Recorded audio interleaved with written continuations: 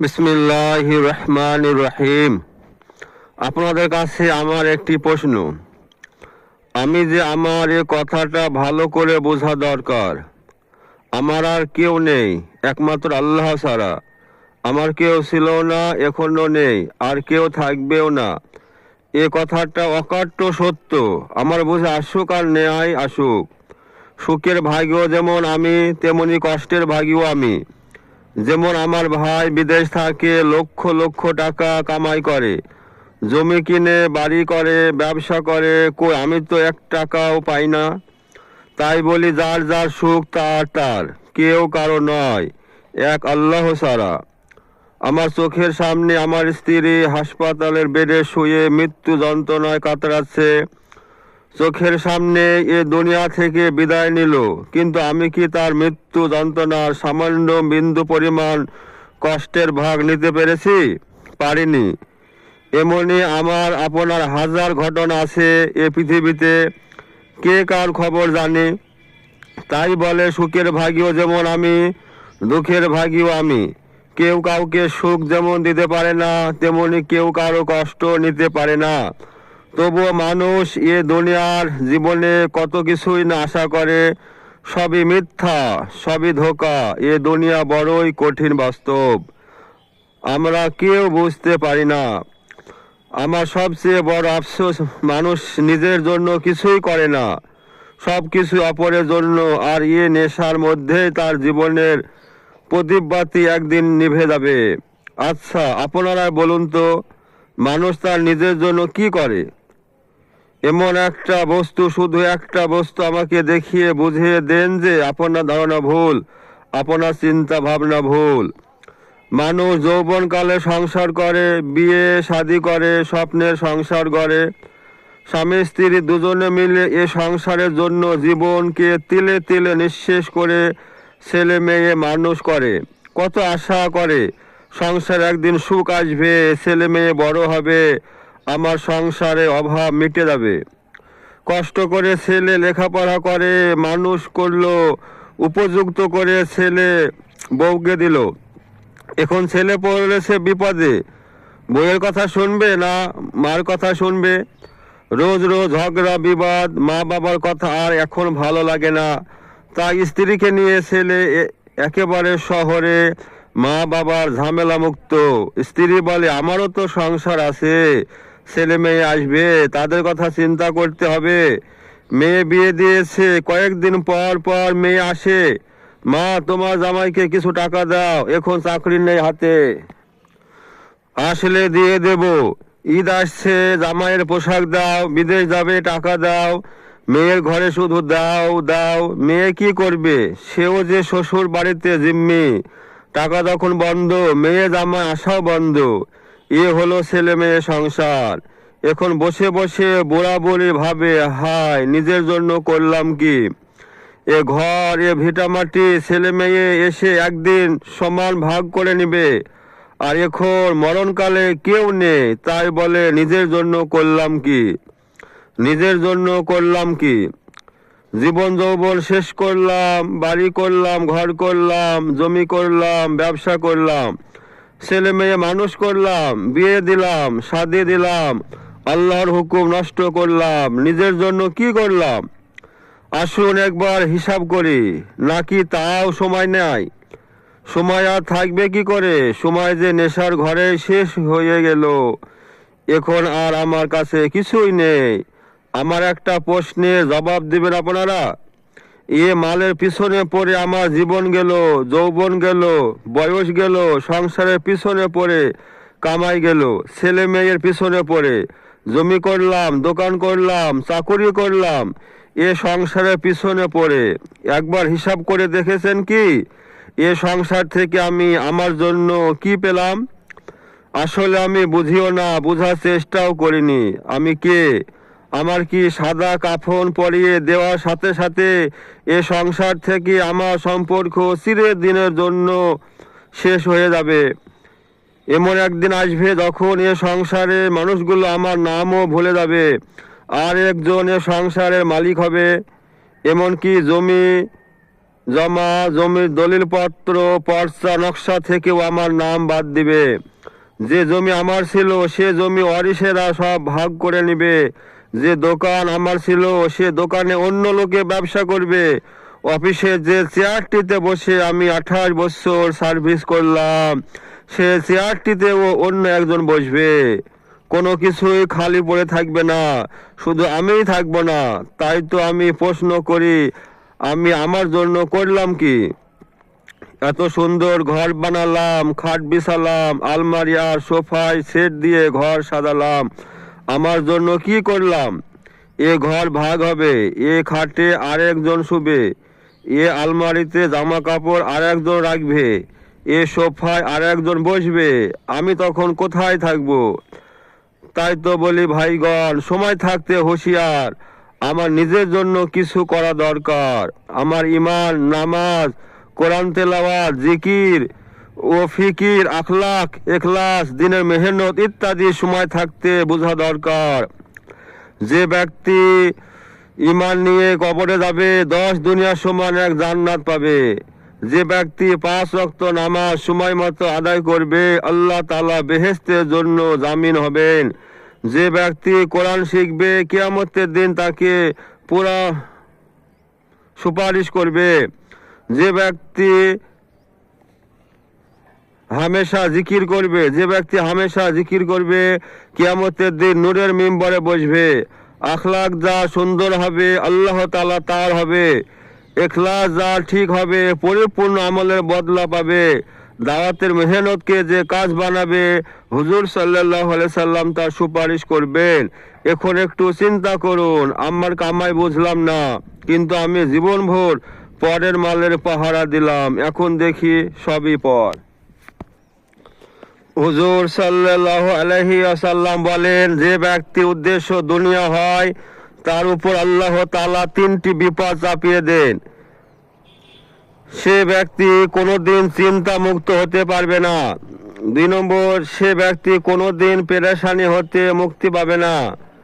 3 নম্বর, ওই ব্যক্তির অভাব কখনো দূর হইবে না। হযরত মূসা আলাইহিস সালাম এবং তার বিবি একটি মাত্র বিছানায় 10 বছর শয়ন করেছিলেন। তাও আবার হযরত মূসা আলাইহিস সালামের গায়ের জুব্বা ছিল। রাত্রির বেলায় এটা বিছিয়ে শয়ন করতেন, দিনের বেলা এটা পরিধান করতেন। এ ছিল তাদের জিন্দেগি। ফেরাউনের নির্যাতনে অতিষ্ঠ হয়ে হযরত মূসা আলাইহিস সালাম বদদোয়া করলেন, আর হযরত হারুন আলাইহিস সালাম সাথে সাথে আমিন আমিন বললেন। আল্লাহ তাআলা তাহাদের দোয়াকে কবুল করলেন এবং সাথে সাথে বলে দিলেন, তোমাদের দোয়া কবুল করা হলো, কিন্তু তোমরা তোমাদের কর্তব্য কাজে নিয়োজিত থাকো। দীর্ঘ 40 বছর পর এ দোয়ার প্রতিক্রিয়া প্রকাশ পায় এবং ফেরাউন ও তার দল সহ নীল নদীতে ডুবে ধ্বংস হয়। পানিতে আগুন জ্বালানো যেমন কঠিন, নদীর স্রোতে বাঁধ দিয়ে পানির গতি রোধ করা যেমন কঠিন, মানুষের অভ্যাসজাত স্বভাবকে ফেরানো তার চেয়েও অধিক কঠিন। পাহাড় স্থানান্তরিত করা সহজ, কিন্তু মানুষের চরিত্রকে ঠিক করা তার থেকেও কঠিন। তুমি যখন তোমার কদম উঠাও তখন চিন্তা করো, এ কদম দোজখের দিকে যাচ্ছে না হয় বেহেশতের দিকে যাচ্ছে। তাই এ কদম তুমি হিসাব করে উঠাও, কোথায় চলছে তোমার এ কদম। তুমি যখন কথা বলো হিসাব করো, এ কথা নেকি লেখা হচ্ছে নয়তো গুনাহ লেখা হচ্ছে। ওই জন্য প্রত্যেকটা কথা বলার আগে হিসাব করে দেখতে হবে, এই কথার দ্বারা আমার গুনাহ হয়ে যাচ্ছে না তো। বেহুদা কথার চেয়ে চুপ থাকা ভালো, চুপ থাকার চেয়ে জিকির করা ভালো, আর জিকির করার চেয়ে কোরআন তেলাওয়াত করা ভালো, কোরআন তেলাওয়াতের চেয়ে আবার নামাজ পড়া ভালো, নফল নামাজ পড়ার চেয়ে দিনে দাওয়াত দেওয়া আরো বেশি ভালো। আল্লাহ পাকের কাছে তাবলীগের কাজকে কবুল করানোর জন্য একমাত্র ইখলাসের দরকার। ইখলাস ছাড়া কোনো আমলই আল্লাহ পাকের কাছে কবুল হবে না। আর মানুষের কাছে তাবলীগের কাজকে কবুল করানোর জন্য আখলাক দরকার। আখলাক ছাড়া এ কাজ মানুষের নিকট কবুল হবে না। হুজুর সাল্লাল্লাহু আলাইহি সাল্লাম তার উত্তম আখলাকের দ্বারাই কালিমার দাওয়াত দিয়েছেন। তাবলীগের উদ্দেশ্য হলো আল্লাহর রাস্তায় বের হয়ে ইমানের দাওয়াত দিয়ে নিজের ইমানকে ঠিক করা। কালিমার দাওয়াত ছাড়া অন্তর থেকে শিরক দূর হবে না। যত বেশি ইমানের দাওয়াত দিবে তত বেশি অন্তর থেকে শিরক দূর হতে থাকবে। হযরত আনাস রাদিয়াল্লাহু তাআলা আনহু বর্ণনা করেন, একবার একজন গ্রাম্য ব্যক্তি এসে বলল, ইয়া রাসূলুল্লাহ, কিয়ামত কখন হবে? হুজুর সাল্লাল্লাহু আলাইহি সাল্লাম বললেন, তুমি কিয়ামতের জন্য কি প্রস্তুতি গ্রহণ করেছো? তদুত্তরে লোকটি বলল, হুজুর, আমি অধিক নামাজ, রোজা ও দান খয়রাত দ্বারা কিয়ামতের জন্য কোনো প্রস্তুতি গ্রহণ করিনি। তবে একটা বিষয় এই যে আমি আল্লাহ এবং আল্লাহ রাসূলকে মহব্বত করি। হুজুর সাল্লাল্লাহু আলাইহি সাল্লাম তাকে বললেন, তুমি যাদের ভালোবাসো তাদেরই দলভুক্ত হইবে। সাইদ ভূপালের একটি কারগুজারি। সাইদ ভূপালে একজন ব্যক্তির নাম। ভূপালে তার বাড়ি, যিনি প্রায় 50 বছর ধরে তবলিগের কাজের সাথে জড়িত এবং বিভিন্ন দেশের বড় বড় ইজতেমার ইন্তেজামের দায়িত্বে কাজ করে আসছেন। বাংলাদেশের 21/1/2000 সালের ইজতেমা উপলক্ষে কাকরাইল মসজিদে পুরানোদের মধ্যে উসুলের উপর কিছু কথা বলছিলেন। সেখানে বান্দাও উপস্থিত ছিলাম। তিনি এক পর্যায়ে ভারতের ভোপালে রত্নগিরির এক ইজতেমার কারগুজারি শোনাচ্ছিলেন। মেহমান বলে, ভোপালে রত্নগিরি ইজতেমার শুরুতে আমরা 5-6 জন সাথী কারে করে যাচ্ছিলাম রত্নগিরি ইজতেমায়।